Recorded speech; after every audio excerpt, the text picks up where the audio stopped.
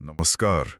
आज हम इतिहास के पन्नों से एक ऐसी शख्सियत पर बात करने जा रहे हैं जिनके बारे में काफी कुछ कहा सुना जाता है। अलग अलग नजरिए हैं। हमारे पास आज चर्चा के लिए एक स्क्रिप्ट के कुछ अंश हैं। इसका शीर्षक है शेरशाह ए मैसूर, टीपू सुल्तान की कहानी। अच्छा। तो इन अंशों के जरिए हमारा मकसद है टीपू सुल्तान, जिन्हें मैसूर का शेर भी कहते हैं, उनके जीवन और शासन से जुड़ी खास बातें समझना, मतलब जैसा इस स्क्रिप्ट में बताया गया है। ठीक है। ये अंश उन्हें एक ऐसे शासक की तरह दिखाते हैं जिन्होंने उस वक्त की सबसे बड़ी ताकत यानी अंग्रेजों को जबरदस्त चुनौती दी थी।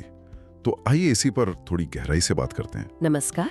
और हाँ, ये समझना जरूरी है कि हम किस दौर की बात कर रहे हैं। ये 18वीं सदी का भारत था। हाँ। उस समय ईस्ट इंडिया कंपनी, जो कि एक ब्रिटिश व्यापारिक और राजनीतिक ताकत थी, वो तेजी से अपना असर बढ़ा रही थी। बिल्कुल। और कई भारतीय रियासतें थीं जो सीधे सीधे इस फैलाव से जूझ रही थीं।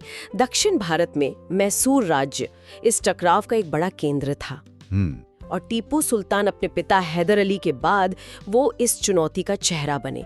तो ये जो अंश हमारे पास हैं, वो टीपू को शुरू से ही एक कह सकते असाधारण और चुनौतीपूर्ण व्यक्ति दिखाते हैं। बिल्कुल। तो इन अंशों में उनके शुरुआती जीवन के बारे में क्या पता चलता है? कैसे शुरुआत हुई उनकी? देखिए, जानकारी के हिसाब से टीपू सुल्तान का जन्म हुआ 20 नवंबर 1750 को। जगह थी देवनहल्ली। देवनहल्ली, अच्छा। और उनके पिता थे हैदर अली। हैदर अली खुद मैसूर के शासक थे और अपनी फौजी काबिलियत के लिए जाने जाते थे। तो जाहिर है पिता का असर तो रहा होगा। हाँ, बिल्कुल। इन अंशों में यही लिखा है कि टीपू बचपन से काफी बहादुर थे, तेज दिमाग के थे। तलवारबाजी जैसे जो युद्ध कौशल होते हैं उनमें भी माहिर थे। अच्छा। लेकिन एक बात जो वाकई ध्यान खींचती है वो ये है कि सिर्फ 15 साल की उम्र में 15 साल? हाँ, महज 15 साल की उम्र में उन्होंने अंग्रेजों के खिलाफ अपनी पहली लड़ाई में हिस्सा लिया और जीता भी। कमाल है, ये तो बहुत कम उम्र है ना? तो ये घटना जो है, ये कम उम्र में ही उनके अंदर जो हिम्मत थी और जो फौजी समझ थी, उसका एक बड़ा संकेत देती है। ये कोई आम बात नहीं थी उस जमाने के हिसाब से। सही बात है। निश्चित रूप से। और ये जो शुरुआती तजुर्बे थे, ये उनके आगे के रास्ते की तरफ इशारा करते हैं। देखिए, अंग्रेजों के साथ उनका जो संघर्ष था, वो उनके जीवन का एक अहम हिस्सा रहा। जैसा कि इन अंशों में बार बार सामने आता है, यहाँ ये साफ तौर पर कहा गया है कि Tipu Sultan east India company के लिए उनके भारत में विस्तार की राह में एक बहुत बड़ी रुकावट थे। अच्छा, मतलब सीधा टकराव। हाँ, बिल्कुल। उनके और अंग्रेजों के बीच कई लड़ाइयाँ हुई। इतिहास में उन्हें एंग्लो मैसूर युद्ध कहते हैं। हाँ, सुना है। ये अंश बताते हैं कि टीपू ने इन युद्धों को सिर्फ पुराने तरीकों से नहीं लड़ा, मतलब कुछ नया किया उन्होंने। हाँ, इन युद्धों के ब्यौरे में एक बात खास तौर पर बताई गई है, वो है टीपू की सैन्य रणनीतियाँ और तकनीक। अच्छा। यहाँ हमें ये जानकारी मिलती है कि उन्होंने अपनी सेना को उस दौर के लिहाज से काफी आधुनिक, मॉडर्न बनाने की कोशिश की। और एक दावा जो वाकई ध्यान खींचता है वो ये है कि टीपू शायद दुनिया के पहले शासक थे जिन्होंने अपनी तोपखाने में, मतलब आर्टिलरी में, रॉकेट तकनीक का बाकायदा इस्तेमाल किया। रॉकेट तकनीक? आप 18वीं सदी की बात कर रही हैं? हाँ, 18वीं सदी। ये तो बहुत आगे की सोच लगती है ना? बिल्कुल। इस बारे में अंशों में और क्या जानकारी है? क्या ये बताया गया है कि इसका असर क्या हुआ? हाँ, देखिए, ये बिंदु उन्हें सिर्फ एक क्षेत्रीय शासक नहीं बनाता, बल्कि सैन्य इतिहास में, इनोवेशन के इतिहास में एक अहम व्यक्ति के रूप में दिखाता है। सोचिए जरा, उस समय में जब लड़ाइयाँ ज्यादातर तलवारों, बंदूकों और सीधी सादी तोपों से होती थी, तब आसमान से आते रॉकेट दुश्मन के लिए कितने अप्रत्याशित रहे होंगे, डराने वाले। हाँ, ये तो है। खलबली मच गई होगी। बिल्कुल। ये अंश इशारा करते हैं कि इस तकनीक ने अंग्रेजों को काफी चौंकाया, उन्हें अपनी रणनीति बदलने पर मजबूर भी किया होगा। अच्छा।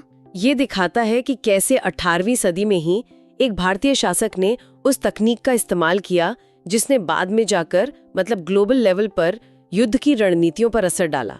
ये सिर्फ लड़ाई जीतना नहीं था, ये तो युद्ध का तरीका बदलने की कोशिश थी एक तरह से। ये पहलू तो टीपू सुल्तान की छवि को एक योद्धा से कहीं ज्यादा एक इनोवेटर, एक नई सोच वाली लीडर के रूप में दिखाता है।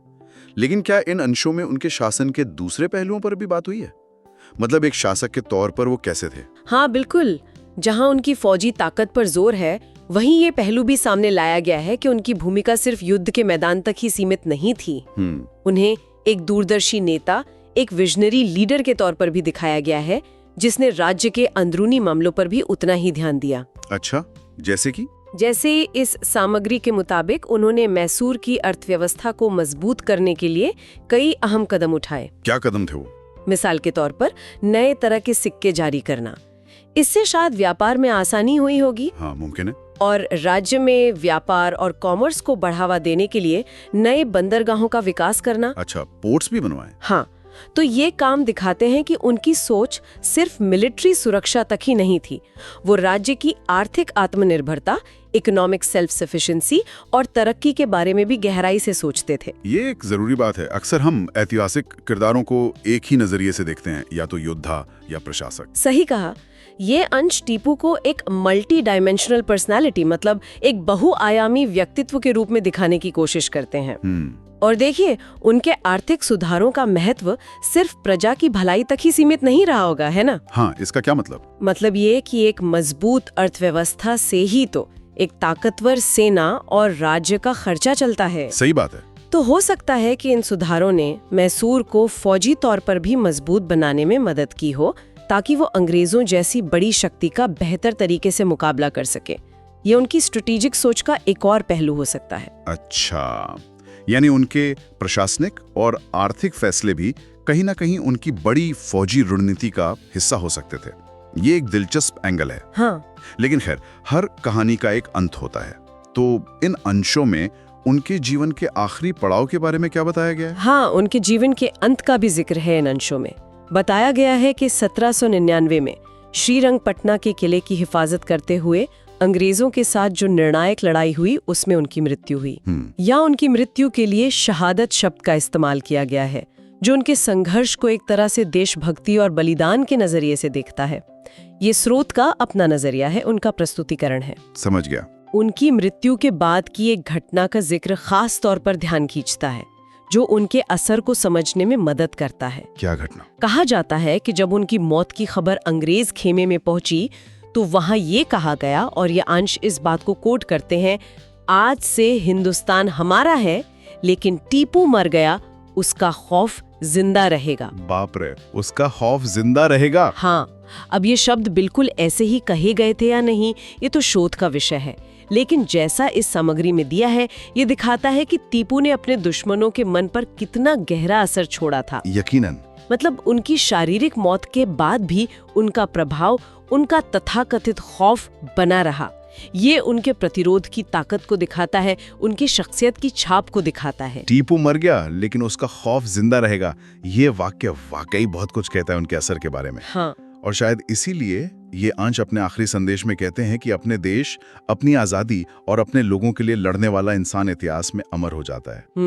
तो अगर हम इन अंशों से मिली सारी जानकारी को एक साथ देखें, तो टीपू सुल्तान की कैसी तस्वीर उभरती है? एक ऐसा योद्धा जो बहुत कम उम्र से लड़ाई के मैदान में था। हाँ। एक ऐसा रणनीतिकार जिसने रॉकेट जैसी नई तकनीक का इस्तेमाल किया। बिल्कुल। एक ऐसा शासक जिसने अर्थव्यवस्था और व्यापार पर भी ध्यान दिया। सही। और आखिर में एक ऐसा नायक जिसका डर या कहें खौफ दुश्मनों में उसकी मौत के बाद भी बना रहा। ये एक अच्छी समरी है जो इन अंशों से निकलती है। अब सोचने वाली बात यह है कि इतिहास के इस अध्याय से आज क्या सीखा जा सकता है।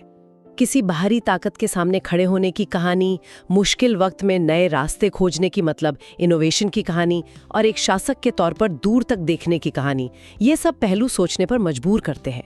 इन सब का आज क्या मतलब हो सकता है? बिल्कुल। ये अंश टीपू की विरासत को, उनकी लेगेसी को, मुख्य रूप से उनके कभी न झुकने वाले प्रतिरोध और अंग्रेजों पर उनके गहरे मनोवैज्ञानिक असर, जिसे यहाँ खौफ कहा गया है, उसके आसपास बुनते हैं। हाँ। मरपन के नजरिए से पेश किया गया है।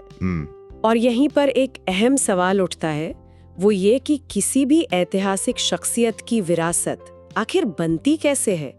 क्या ये सिर्फ उनके अपने कामों और फैसलों से तय होती है, या कुछ और भी होता है? हाँ, या इसमें उनके दुश्मनों की प्रतिक्रियाएं, उनके बारे में जो लिखा गया, जो कहानियां कही गईं, और वक्त के साथ उन कहानियों को कहने का ढंग, क्या ये सब भी अहम भूमिका निभाता है? अच्छा पॉइंट है। ये अंश हमें टीपू सुल्तान का एक खास चित्रण दिखाते हैं, एक विशिष्ट पोर्ट्रेल। ये हमें इस बात पर सोचने के लिए मजबूर करता है कि इतिहास की व्याख्याएं, इंटरप्रिटेशंस कैसे बनती हैं, वो किस नजरिए से प्रभावित होती हैं और समय के साथ उनमें कैसे बदलाव आ सकता है।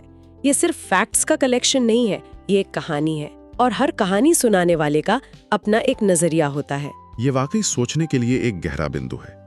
किसी भी ऐतिहासिक व्यक्ति को समझने के लिए शायद हमें सिर्फ घटनाओं को ही नहीं देखना चाहिए, बल्कि उन घटनाओं को कैसे बताया जा रहा है, किन शब्दों में बताया जा रहा है और उसके पीछे का नजरिया क्या है, इसे भी समझना होगा। बिल्कुल सही। आज टीपू सुल्तान पर इस विस्तृत चर्चा के लिए आपका बहुत शुक्रिया। उम्मीद है कि इन अंशों से मिली जानकारी और उन पर हुई ये बातचीत हमारे सुनने वालों के लिए रोचक रही होगी और सोचने के लिए कुछ नया दिया होगा। मुझे भी इस चर्चा में मजा आया। अगली बार फिर मिलेंगे एक नए विषय और उससे जुड़े स्रोतों की गहराई में उतरने के लिए।